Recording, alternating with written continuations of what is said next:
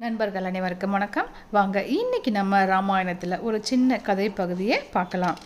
காசியப்பர் என்ற முனிவருக்கு 2 மனைவியர். அவர்களில் திதியின் புதல்வர்களான அசுரர்கள் மிகவும் பலம் உள்ளவர்களாக விளங்கினர். அதிதியின் புதல்வர்களான தேவர்கள் பலம் குறைந்தவர்களாக காணப்பட்டனர்.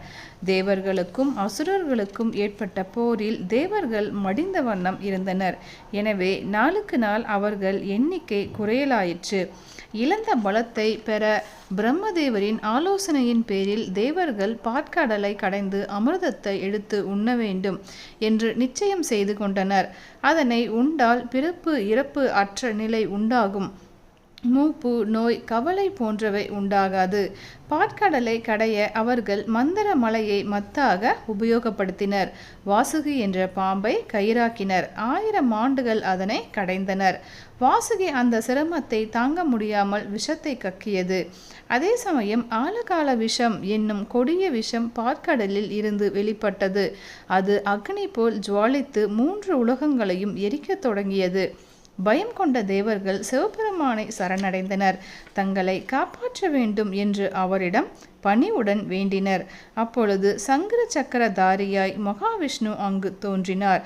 அவர் புன்சரிப்புடன் பரமசிவனை பார்த்து, தேவர்கள் சமுத்திரத்தை கடைந்தபோது முதலில் வெளிப்பட்ட பொருள் உம்மை சேர வேண்டும். ஏனெனில் தேவர்களின் தலைவர் நீர். எனவே மற்றவர் உமக்கு செய்யும் பூஜை என்று இதனை எண்ணிக்கொள்ளும். இந்த விஷத்தை உண்டுவிடும் என்று சொல்லி மறைந்துவிட்டார். தேவர்கள் பயம் கொண்டு நடுங்குவதை கண்ட பரமசிவன் அதற்கு ஒப்புக்கொண்டார். ஆலகாலம் என்னும் அக்கொடிய விஷத்தை அவர் புசித்தார்.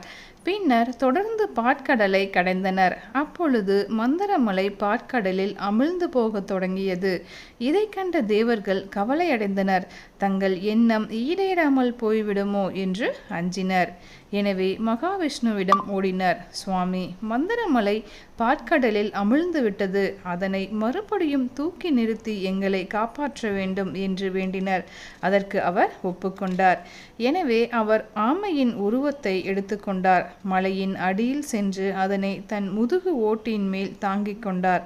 அதன் மேல் முனை ஆடாமல் இருக்க மற்றொரு வடிவம் தாங்கி அதனை கையால் பிடித்து கொண்டார். நடுவில் இருந்தபடி தேவர்கள் மந்தரமலையை கடைந்தனர். 1000 ஆண்டுகள் கடந்தன.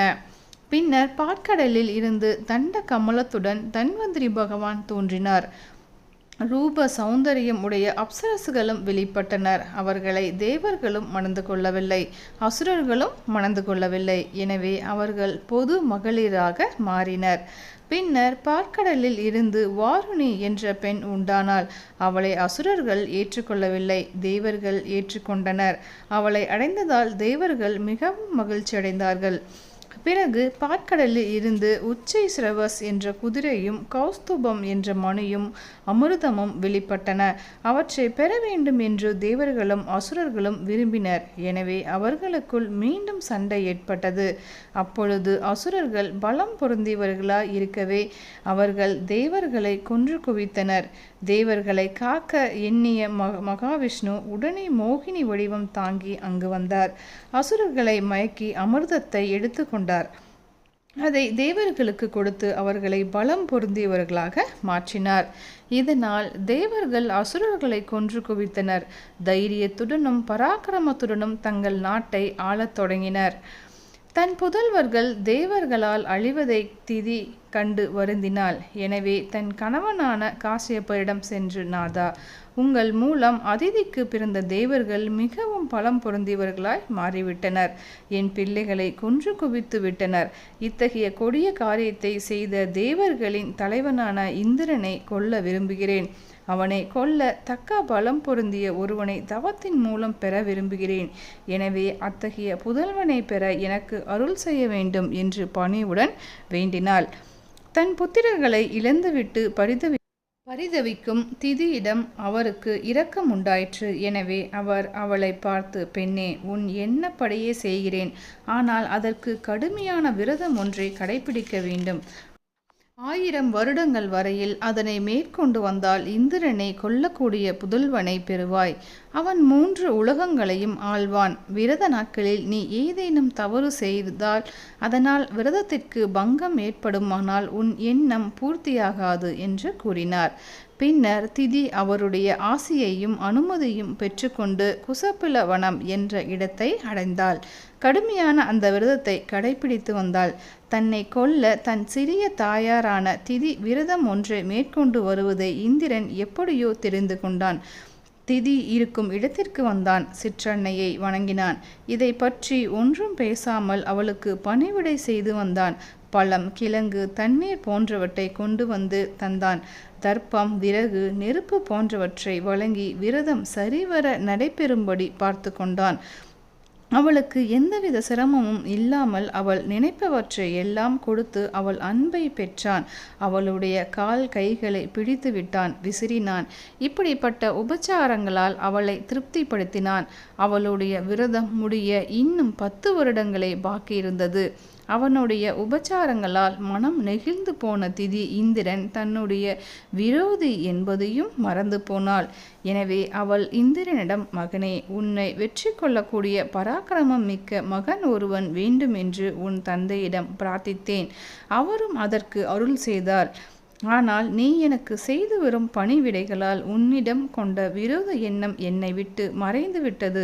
உன்னிடம் எனக்கு அன்பு பிறந்து விட்டது. இன்னும் சில ஆண்டுகளில் உனக்கு சகோதரன் ஒருவன் பிறக்கப் போகிறான். அவனுக்கும் உனக்கும் நட்பு உண்டாக நிச்சயித்துள்ளேன் என்று கூறினாள். இதை கேட்டு இந்திரன் மகிழ்ந்தான்.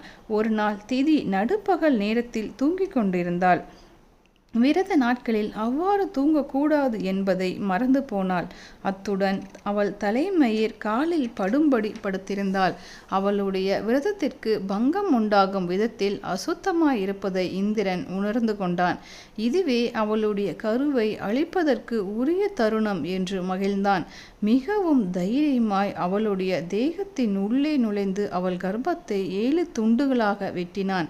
வஜ்ராயுதத்தால் பிளக்கப்பட்ட அந்த சிசு வலி தாங்காமல் அலறியது. திதி விழித்து கொண்டாள். இந்திரன் அழாதே அழாதே என்று சொல்லிக்கொண்டே அதை தொடர்ந்து வெட்டி கொண்டே இருந்தான். அப்பொழுது திதி, இந்திரா, என் குழந்தையை கொன்றுவிடாதே, என் குழந்தையை கொன்றுவிடாதே என்று கூறி அலறினாள். தாயின் வார்த்தைக்கு கட்டுப்பட்டு அவன் வஜ்ராயுத்துடன் வெளியில் வந்தான். தாயை வணங்கினான். பின்னர், தாயே, தலைமயிர் காலில் படும்படி நண்பகலில் அசுத்தமாய் தூங்கினீர்கள். இந்த சந்தர்ப்பத்தை பயன்படுத்தி கொண்டு தங்கள் தேகத்தில் புகுந்தேன். என்னை கொல்வதற்காக வளர்ந்து வரும் சிசுவை வெட்டிவிட்டேன். என் செயல் தவறானதுதான் என்றாலும் என்னை மன்னிக்க வேண்டும் என்று பணிவுடன் வேண்டினான்.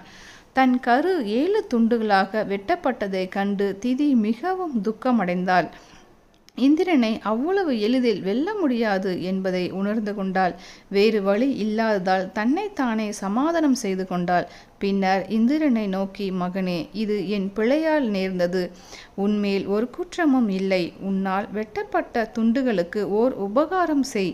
அவர்கள் உன் நண்பர்களாக இருக்கட்டும். அந்த 7 துண்டங்களும் 7 மருத்துக்களாய் மாறட்டும். அவர்கள் 7 வாத சந்தங்களுக்கு பாலர்களாய் இருக்கட்டும். கணன் சத்திய லோகத்திலும், சுபர்சனன் இந்திர லோகத்திலும், வாயு பவர் லோகத்திலும் விளங்கட்டும். அனிலன், பிராணன், பிராணேஸ்வரன், ஜீவன் என்ற 4 பேரும் பூமியின் 4 திக்குகளிலும் விளங்கட்டும். இவர்கள் அழகிய வடிவத்துடன் மாருதர்கள் என்று உன்னால் வழங்கப்பட்ட பெயருடன் சஞ்சரிக்கட்டும். அப்படி செய்தால் உனக்கு நன்மை உண்டாகும் என்று கூறினாள். இதை கேட்டு இந்திரன் மகிழ்ந்தான். தான் எண்ணி வந்த காரியம் இனிதாய் முடிந்ததால் அவன் பெரும் திருப்தி அடைந்தான். உடனே தன் சிற்றன்னையை கைகூப்பி வணங்கி, அம்மா, தங்கள் விருப்பப்படியே செய்கிறேன். தங்களுடைய புத்திரர்கள் மருத்து கணங்களாய் எப்பொழுதும் விளங்கட்டும் என்று பணிவுடன் கூறினான். பின்னர் இந்திரன் வணங்கி விடை பெற்று கொண்டு தன்னுடைய உலகத்திற்கு சென்றான். திதி குறிப்பிட்ட நாளில் பிள்ளைகளை பெற்றெடுத்தால் அவர்கள் தற்பொழுது மருத்து கணங்களாய் விளங்கிக் கொண்டு இருக்கிறார்கள். நன்றி நண்பர்களே. மீண்டும் அடுத்த கதையில் சந்திப்போம். நன்றி, வணக்கம்.